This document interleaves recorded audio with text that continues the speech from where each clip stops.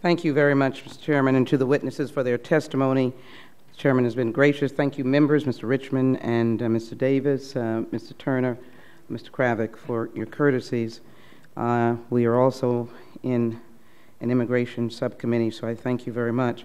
This is a subject that is enormously close to my heart, and I thank all of you for your participation in this valuable hearing that will provide, and that is in providing, insights on critical transportation issues.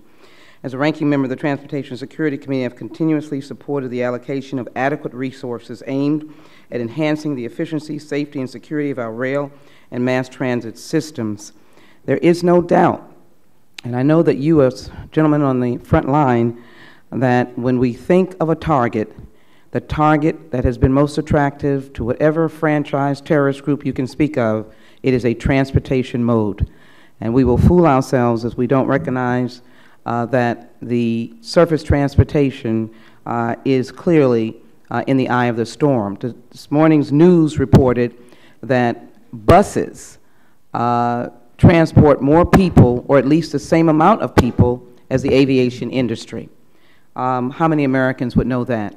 Which is why I offered an amendment to the Surface Transportation Security Measure recently by the full committee, recently considered by the full committee. My amendment would authorize $400 million for the Transportation Security Grant Program in fiscal year 2012 and fiscal year 2013. I want you to know the good news is the amendment was unanimously supported by this committee. I'm pleased that members on both sides of the aisle recognize the need to authorize these funds. In the near future, the House will consider FY 2013 Department of Homeland Security Appropriations Bill, and I will respectfully request that my colleagues continue their strong commitment to transportation security grant funding when the appropriations measure is on the floor of the House.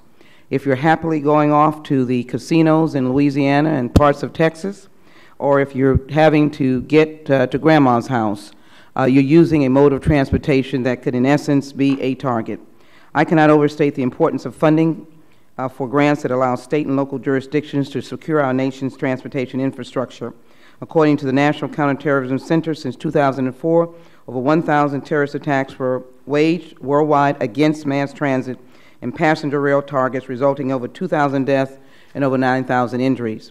In fact, we were one of the first congressional delegations to visit Mumbai after the series of attacks there, and to visit the station where these heinous attacks occurred: Madrid, London, Mumbai, and Moscow.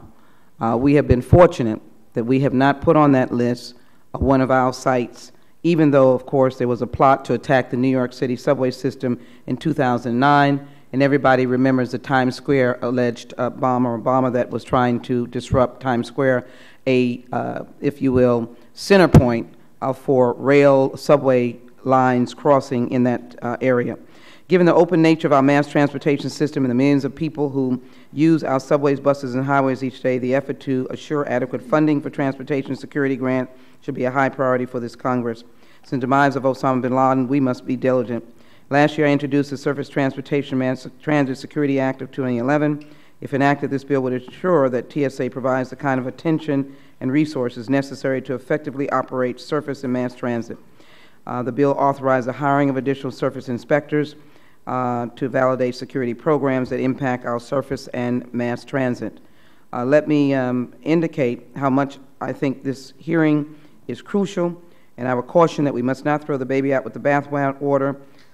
It is important that we work with TSA to make changes. It is important that TSA hires additional transportation security inspectors, being the first step. However, the agency must also ensure that regulations impacting training of frontline workers across surface and mass transit are issued and shared for public comment. Without this overreaching framework, single acts and individual programs are likely to have little impact. Part of this overreaching framework must include the kind of mechanism in my bill, such as a protocol to strengthen stakeholder outreach, revisions to the Public Transportation Security Assistance Grants Program, and recognition of the importance of increased resources for K-9 teams. I'm looking forward for these efforts to go forward in a fast and expeditious way.